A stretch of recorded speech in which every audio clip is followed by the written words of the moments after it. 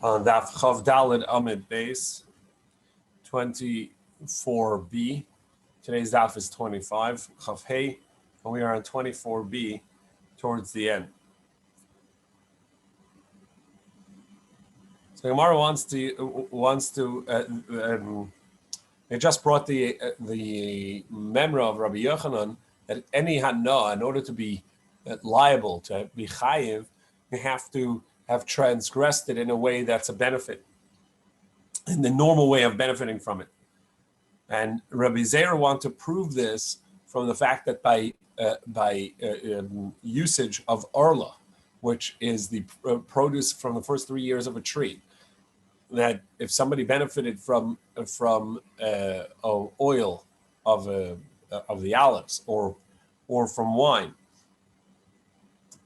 that's when they transgress and are liable for it. But if somebody benefited from the juices of other fruits, such as figs, etc., tutim, tainim, and remanim, you're not going to be chayiv, meaning you won't be held liable, even though that it's prohibited. You won't be held liable, and must be, the reason is because he's not eating the fruit the way it's meant to be eaten, or it's typically eaten, because it's an abnormal way to use these fruits, such as having fig juice. That's an abnormal way. To which Abaye said, now that would be true in the fruit if you didn't eat it by itself. So Amalei Abaye, this is about 12 lines from the bottom of Chav Daled Amud Beis 24b. Amalei Abaye, so Abaye said, Bishlama I amri I ashmi inam peri gufa. If he had said it about the fruit itself, if he had eaten it in an abnormal way of benefiting from it, shaper, so then you would be right to say that the reason why you transgress and are liable by olives and grapes is because you're eating it and benefiting in a typical way, whereas other things not. Elahacha, but over here where he's talking about the juices, the reason is something else entirely. Mishum dezeya ba'almahu. It's just a literally sweat coming out of the fruit, meaning it's not with grapes. It's the juices that are contained, and you're squeezing it out.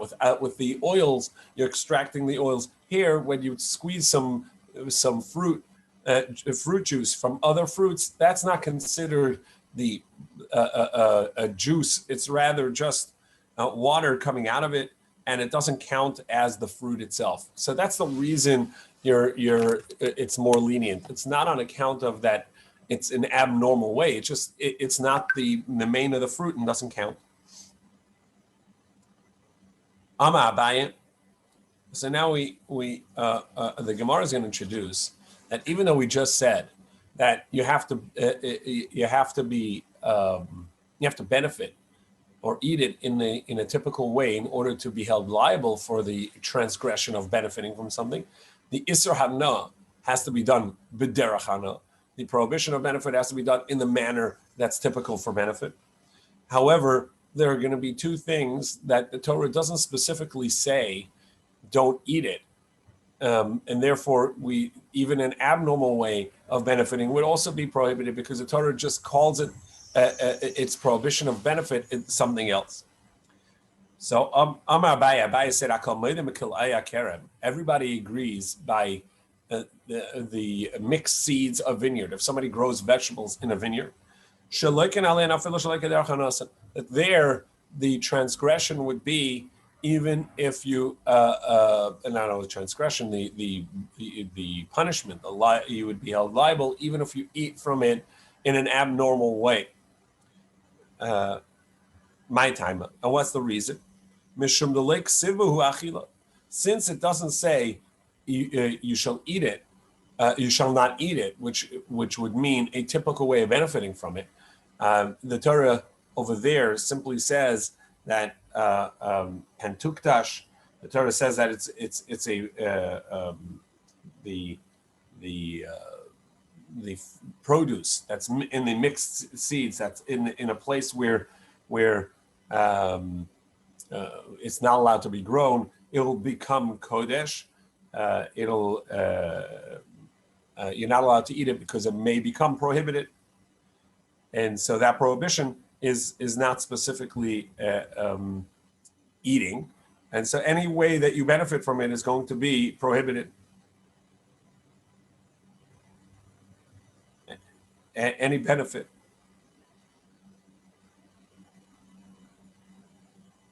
Mesave Isi ben Yehuda. So Isi ben Yehuda is going to ask him from another place where the Torah doesn't say do not eat it, and yet we'll see that the Gemara makes a comparison and doesn't make this distinction.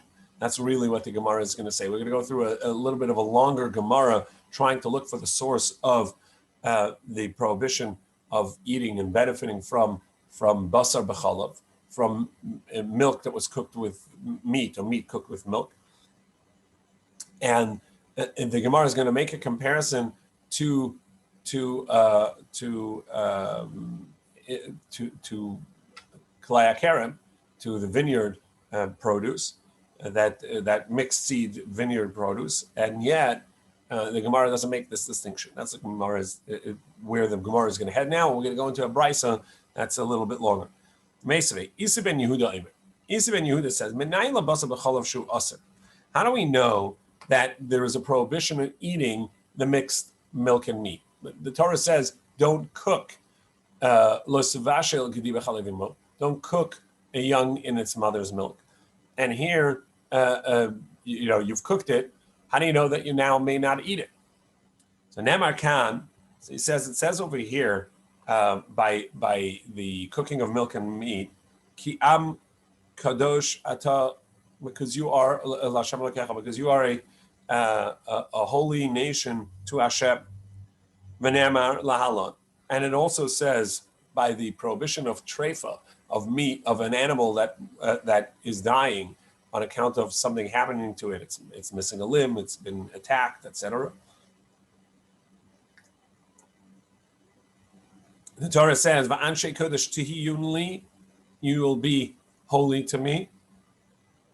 Like it says by basar b'chala, by mixing milk and meat. Ma'alahalan aser. And just as over there, the Torah says that you're not allowed to eat it.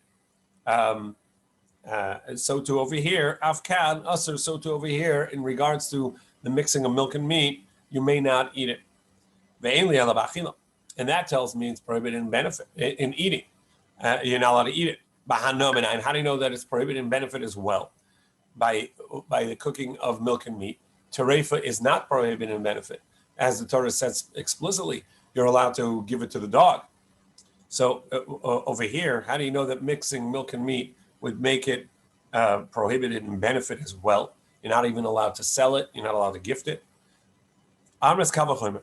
So we say a kal v'chomer, a fortiori argument, a logical argument on account of the strength of it over something else. Ma orla, the mixed seeds. Sorry, the produce of the first 3 years. There's no prohibition done in planting a tree, and yet the first 3 years the produce is prohibited. Not only you're not allowed to eat it, but you're also not allowed to benefit from it. Asur b'hana, it's prohibited in benefit. Basar b'chalav shenevdu b'avera, the mixing of milk and meat, which actually the cooking of milk and meat is a prohibition, and so then for sure that mixing of milk and meat is a prohibition that would also be prohibited in benefit. So it's a kal v'chomer. If the produce growing from a tree in the first 3 years, which no transgression was done, obviously you're allowed to plant, and yet the Torah says those 3 years you're not allowed to eat or even benefit from those fruit. So too, for sure, basar b'chalav, where you actually did a prohibition in cooking the milk and meat together, for sure there is going to be a prohibition not only in eating it but also in benefiting from it. And isn't it for sure that it would be prohibited in benefit? So now we go to Chaf Hey Amud Aleph 25:8. So Gemara says no, there's a distinction. Well, perhaps there's a leniency in milk and meat, because Arla is stricter in that it was never permissible. From the start, it was prohibited. Whereas mixing milk and meat, each one had a moment that they were permissible. The meat was permissible, it was kosher meat. The milk was permissible, kosher milk, and yet so since it had a moment that it was permissible, perhaps the new prohibition that comes when you cook it together is not going to be prohibited in benefit. So perhaps that doesn't happen. So Gemara says, no, we can find other places that something was permissible to be benefited from or eaten, and yet when it became prohibited, it became completely prohibited to eat it or to benefit from it. Chametz b'Pesach yuchiach. Chametz on Pesach can prove it, that the day before Pesach, chametz is allowed to be eaten. The time of prohibition comes, Pesach comes. Not only may you not eat it, you're also not allowed to benefit from it. It had a moment that was permissible, and yet it went all the way to the extreme of becoming prohibited in benefit as well. So the Gemara says, oh, you can't prove it from chametz. Chametz, the Torah tells us, other severities where it also has an extreme punishment. If somebody intentionally eats chametz on Pesach, their soul is cut off. They have kares. Whereas mixing milk and meat, the Torah does not give the punishment of kares. She'ena anish kares. Perhaps just there where by mixing milk and meat, where the Torah does not give that severe punishment of the soul being cut off, perhaps also it doesn't become so severely prohibited in to the extent of prohibition of benefit from it. So Gemara says, Kalaya karam yechichu.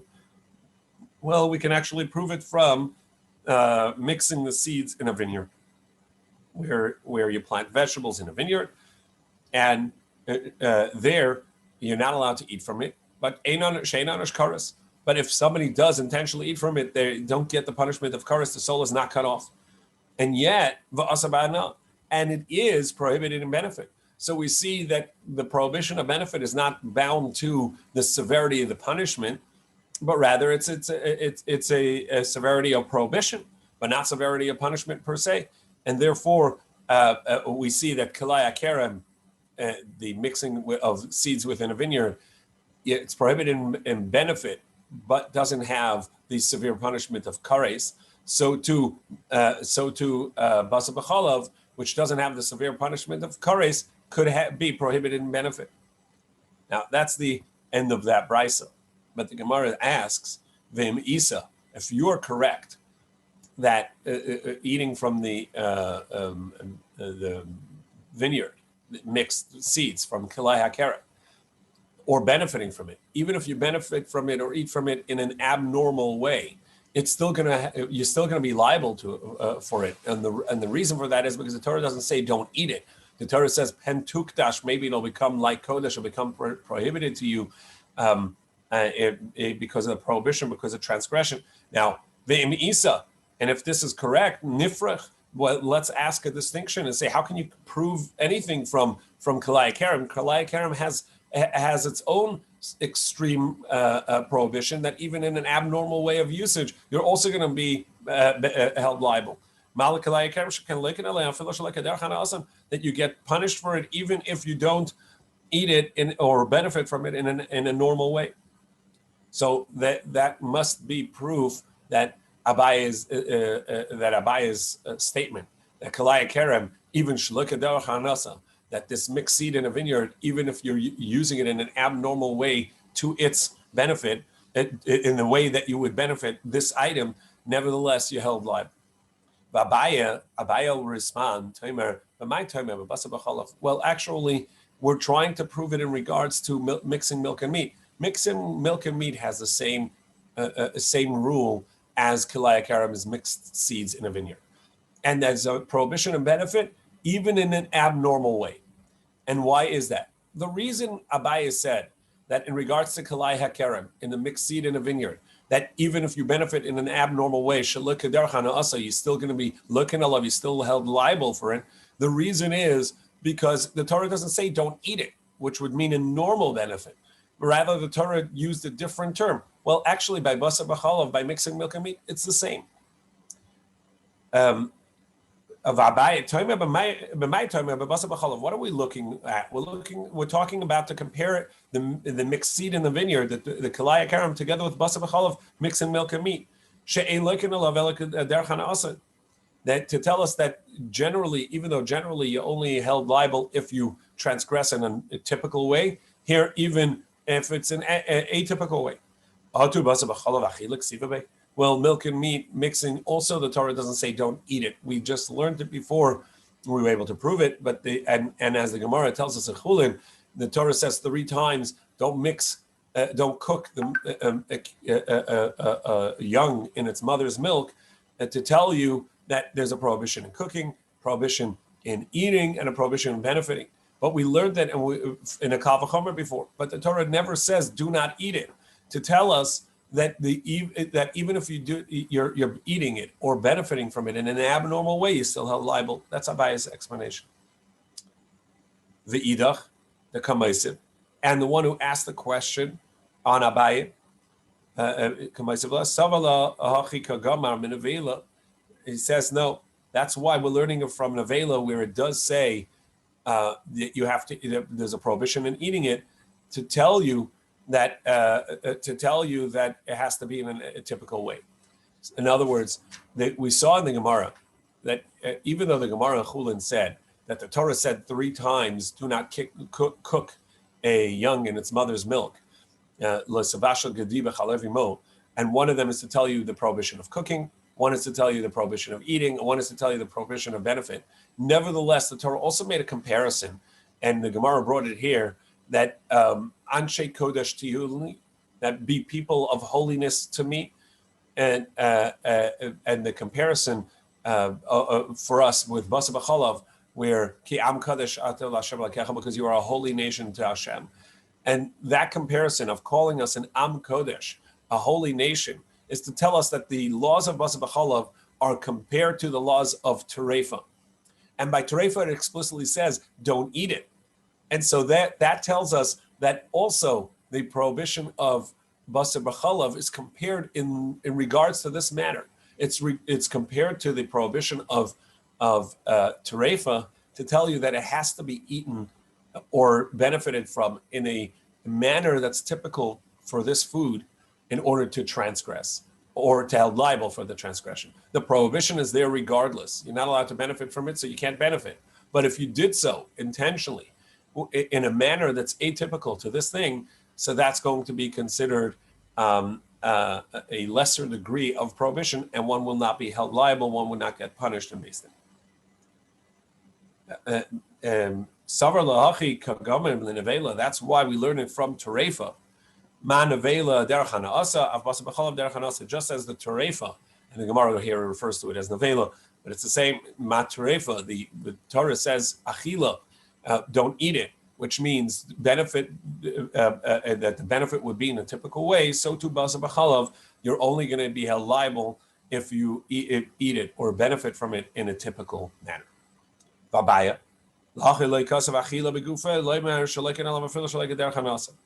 And Abaye says no, but the reason the Torah never used the term eating in regards to the prohibition of Basa B'chalav is to tell you that even if you had an atypical, an abnormal way of benefiting from this or eating it, you will be held liable. So that's the end of the explanation of that machlokas. But the Gemara now goes back to the Brisa, which was seeking the prohibition of benefit from cooked milk and meat in order to say that it's prohibited not only in eating but benefit as well. And the Gemara made comparison to Kalai HaKerem and to Arla. So the Gemara says, "V'liflech malakrai HaKerem." Why don't we say that there's a distinction? How can you prove it from the mixed seeds in a vineyard, from the Kalai HaKerem? I can make a distinction. Malakalai HaKerem le'hosel l'shas HaKosher. Well, Kalai HaKerem never had a moment that it was permissible. We were looking to prove that mixed milk and meat that were cooked together are prohibited in benefit.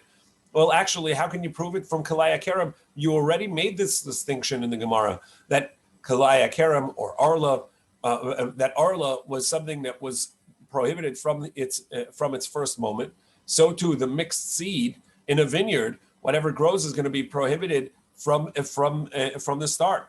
And as opposed to milk and meat, where each one was still permissible at its prior to the mixing, and therefore perhaps something that was permissible and then became prohibited won't go to the extreme of becoming prohibited even in benefit, but something that's prohibited from the start is.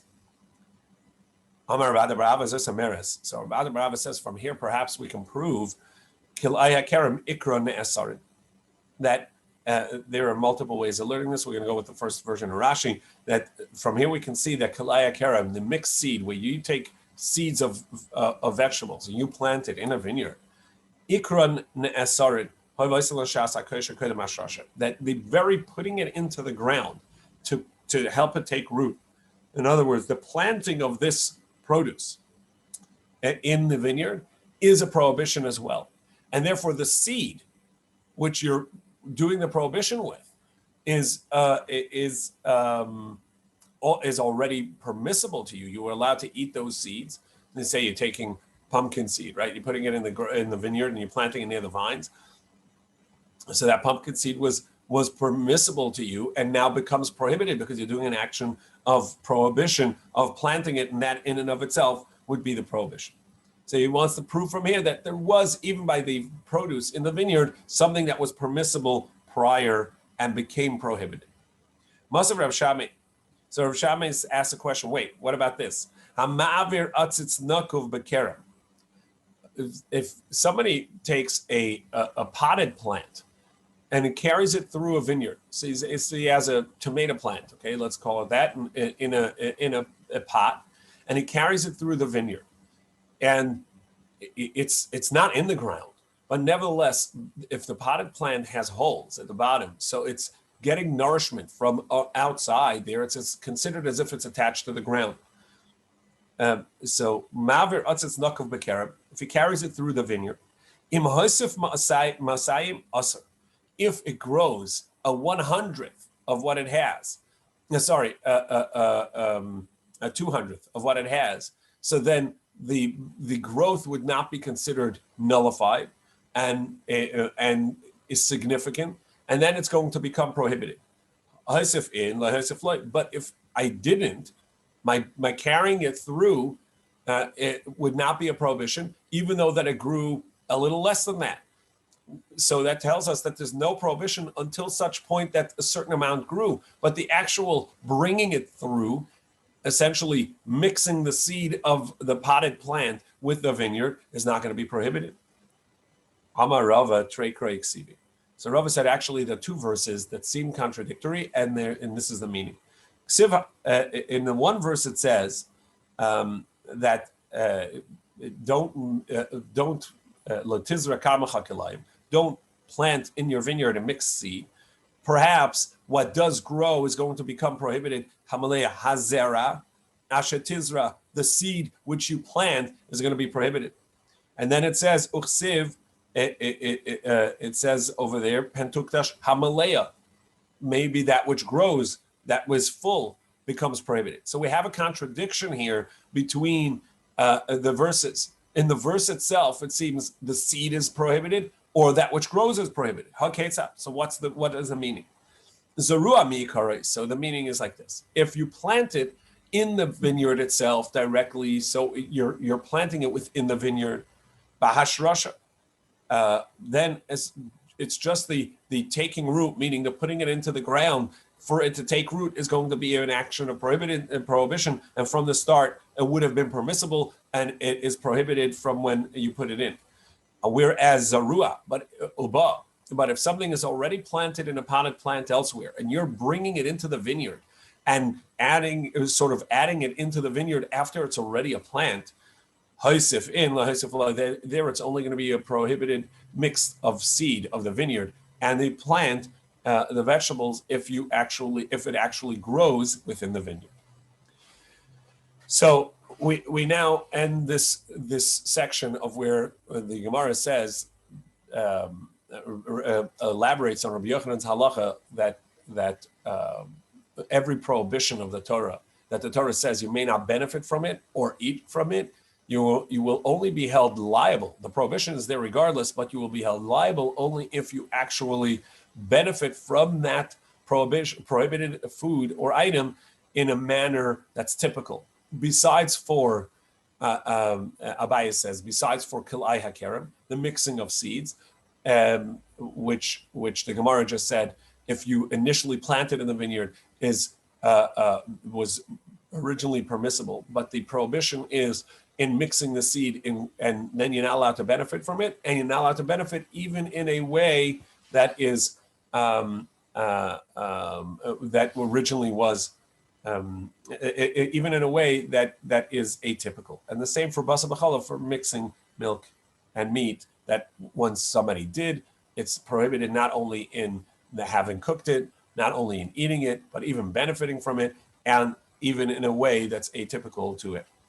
But the Chachamim who disagree with Abaye said, no, basa b'chala is distinct. The Torah compared it to terefa, and it needs to be benefited from in a typical manner.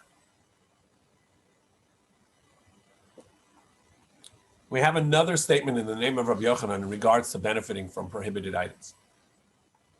Amar Rabbi Yaakov, Amar Rabbi Yochanan. Rabbi Yaakov said in the name of Rabbi Yochanan, Bakol misrapid, one may use any prohibited item for a healing matter, besides for chutz mi'atzei asherah, besides for an asherah tree, which was deified or served as a deity by someone. So now the tree is an avodah zarah, it is idolatry, and one may not benefit from it.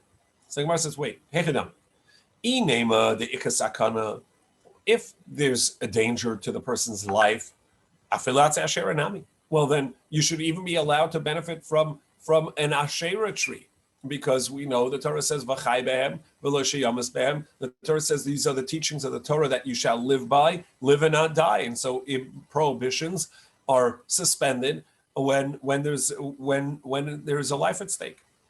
And if it's not a danger to the person,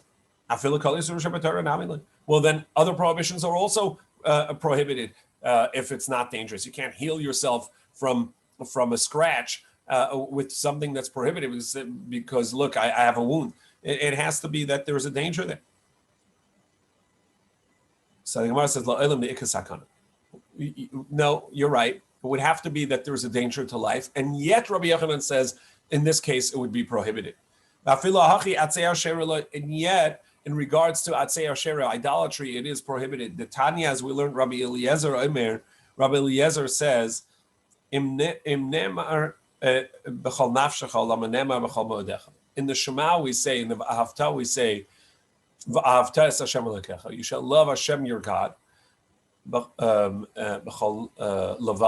all your heart, with your entire soul, meaning even willing to give your soul, and with your very, meaning with all your wealth. So the Gemara asks, if it already says you have to be willing to give your life for your love of Hashem, so then why does it have to say that you should give your money as well, your wealth? And if you tell me that ma'odcha means your wealth, which is your everything you have, and that's your physical possessions, and that's more, and that's something more. So why does it say with all your soul? Just say b'chol ma'odcha. We know that's the greatest gift, or the greatest love of Hashem, where you're willing to give that. But to tell you that there are two types of people. That some people, that their life is more precious than their money. That's why it would say with your entire soul, to tell you that if your soul is more, your life is more precious to you, still there's a time you love Hashem with your soul, with your life. And if there is a person that for him his wealth is more precious, his assets, his money is more precious than his life, and some people do take great risks to their life for some money. So we see that to them that's more important. So and therefore it says with all your money, with all your assets. In any case, the teaching of Rabbi Eliezer, as opposed to Rabbi Shmuel in the Gemara in Sanhedrin, Rabbi Eliezer is of the opinion that even in private, even in a non-public way, one would have to not transgress idolatry even at the expense of their own life. That this is one of the three cardinal sins that one would that the Torah statement of v'chai behem, that you shall live by the mitzvahs and not die by them, that these three limits are the limit where they are the extreme of that particular prohibition, and that would be that even at the danger of life, you would not transgress it. And that's why Rabbi Yochanan says that the Atzi Asherah, which is idolatry, one may not heal themselves even in a dangerous situation from idolatry. And this is the term of b'chol nafshecha, that you love Hashem so much that you would not do idolatry even at the expense of your life with all your soul. When Ravan came in the same name of Rabbi Yochanan, he said it this way: Bakol misrapin, you're allowed to heal yourself with anything besides for three things: chutz mi'avodah zarah, idolatry in general; gilu arayos, with sexual prohibition, so that would be adultery; ushvichas damim, and by killing someone else with murder. Avodah zarah hadamar, idolatry, as we just said. Gilu arayos ushvichas damim detanya. How do we know that these two murder and adultery are also included in the Gimel Chamuras, the three most severe prohibition, most severe transgressions that would count as something that somebody would have to be willing to give their life for. The Tanya, as we learned, Rebbe says, the Torah says, if somebody was raped, they were a married woman, a betrothed woman, found in the field, she had been raped. That the rapist or this action is just like having murdered a person. Just as somebody gets up and murders a person, so too this matter. Why does the Torah mention murder in regards to this rape? And in this way, the Torah is trying to teach us the severity of this act, and yet it comes to teach us something in reverse as well. It compares the two and tells them that these are the same act, the same level, severity. That the Torah says over there that if the reason that this rape happened is because she called out and nobody responded, nobody cared, nobody saved her, right? Nobody had helped her out, which tells us that if somebody was available to help her out, they would be allowed to even kill the rapist in order to stop this action, which would be permission essentially to save her in a way. Nitin lahatzila, you're allowed to save her. Benafsho, with killing them, the pursuer. And so too, by murder, if you see somebody chasing someone to kill them, you're allowed to take the pursuer out. You're allowed to kill him. And also the reverse, we also learn. We can learn the victim of the Nara Marasa from the Ritzach Maritzeach Yehareg V'al Yavar. Just as we're about to see that when it comes to killing, it's better off that you do not kill, even at the expense of your own life. You do not murder, even at the expense of your own life. Af Nara Marasa Yehareg V'al Tavar. So too, if somebody says, "I will kill you unless you come upon this married woman," that it would be better to say, "Sorry, I'm not doing that," and even if it means the danger of losing your own life. Tosa says this would only be for a male, because a female could actually do so passively. For a male, they would have to rather give their life than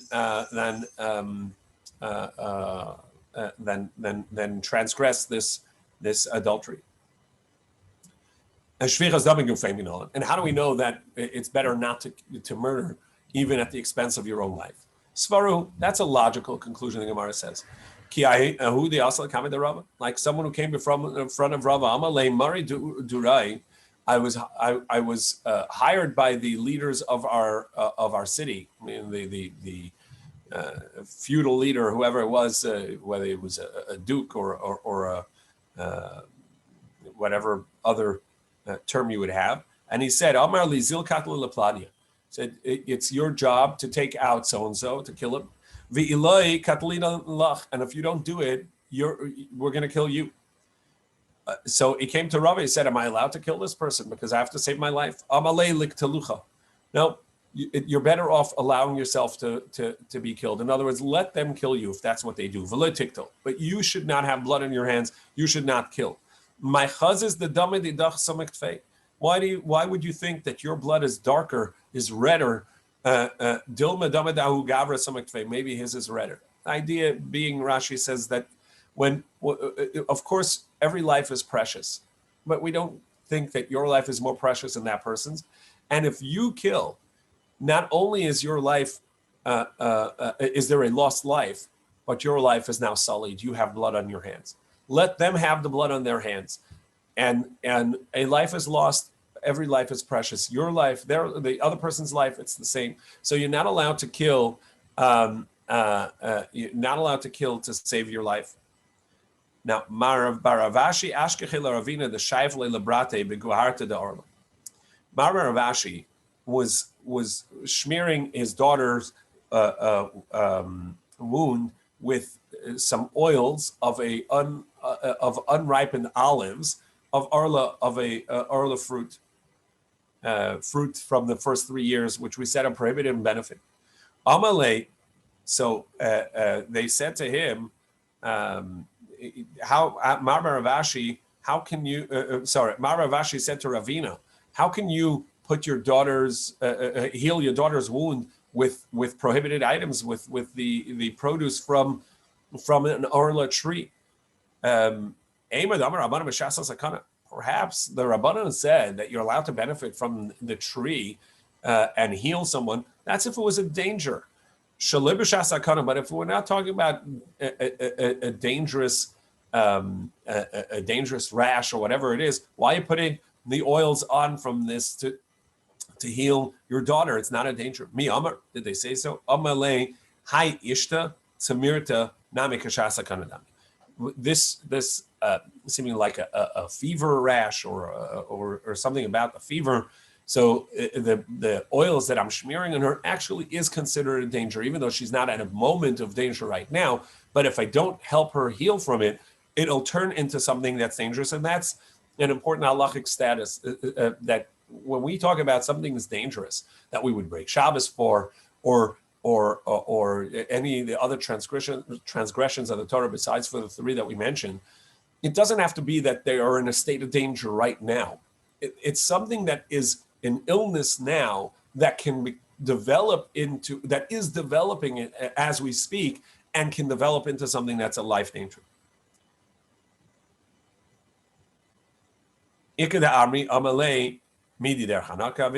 Some say that his response was, this is not a typical manner of benefiting from it.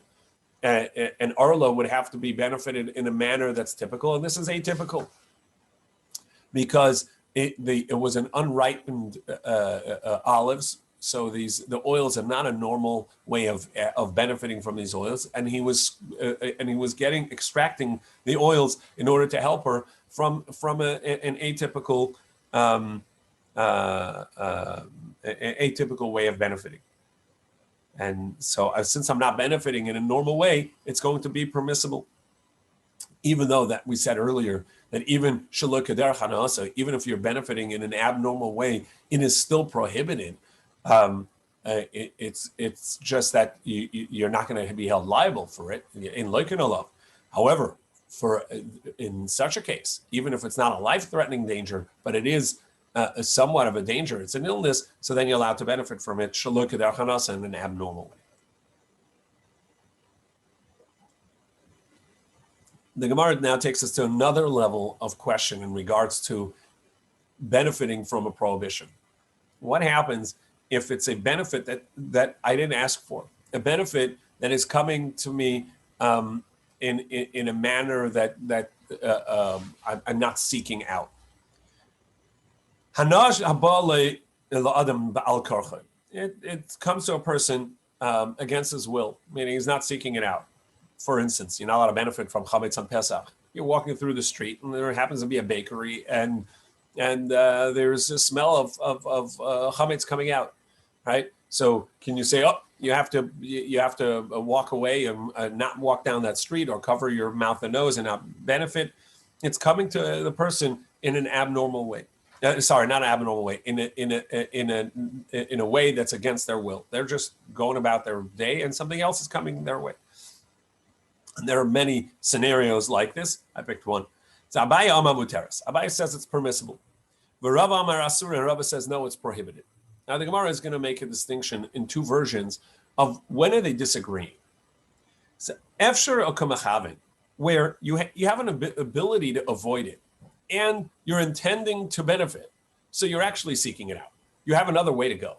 You have a way to avoid the benefit, and you're enjoying it when you're benefiting, so you're intending for it. Or even lo yafshar, or even if there's no other way to go, you have to pass this bakery.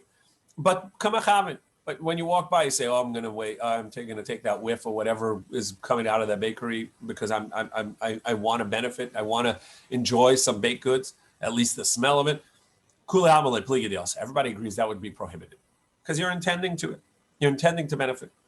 If there's no other way to go and you have no intent of benefiting from the bakery, it just comes, a whiff of babka, chocolate babka, middle of Pesach comes your way. All right, so you're not intending for it. Everybody agrees, and there's no other way to go. So everybody agrees that that's not prohibited. That's permissible. You're just walking on your way. You're not trying to do this, and it comes to you. Keep ligi the efshar v'loikamacham. But the machlokas is in regards to where you have another way to go. However, you're not intending to benefit. It just happens to be that that you're going down here and this comes your way and you're ignoring it. And as we saw in Shabbos, there's a general machlokas throughout Shas between Rabbi Shimon and Rabbi Yehuda. Rabbi Yehuda is of the opinion prohibitions exist even if you don't intend. Rabbi Shimon says prohibitions are where you intend. So Rabbi Yehuda would also agree over here that this is going to be prohibited because he says a general rule, davar she'eino mischaven, something that you're not intending, asar is still prohibited. Keep liga liber to Rabbi Shimon. However, in regards to Rabbi Shimon, who generally says when you don't intend something, you're not held liable, the amar davar she'eino mischaven muter, that says that it's permissible to do something if you're not intending to do the transgression. Abaye to Rabbi Shimon. So Abaye says, look, so to here, you're not intending to benefit from this. It just happens to come your way. So it's fine. Rava said, Rabbi Shimon, because Rabbi Shimon only said this in regards to something that you have no other way of doing it. So you're not intending for the benefit, and you have no other way of doing it. So you're not intending the transgression, and you have to do this in any case. So therefore, Rabbi Shimon says it's permissible. However, if you have another way to do it, so then perhaps that counts as if you're intending because you have another way and you're doing it anyhow. So that would count as intending to transgress, and it would be prohibited. But where you can, he didn't say so.